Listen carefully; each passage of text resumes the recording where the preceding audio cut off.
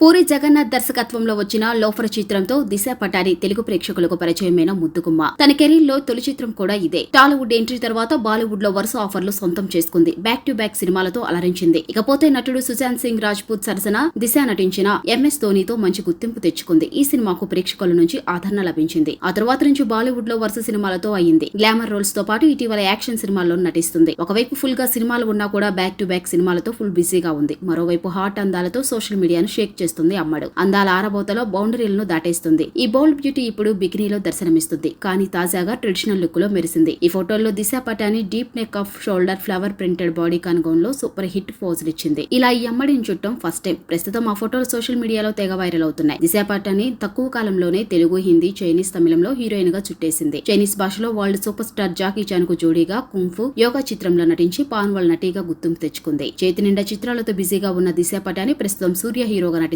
కంగువా చిత్రంలో హీరోయిన్ గా నటిస్తుంది. ఈ beauty pan India star Prabhas కల్కి సినిమాలో అమ్మడు నటిస్తుందన్న విషయం తెలిసిందే. అలాగే తమిళ్లో సినిమాలు చేస్తూ వస్తుంది.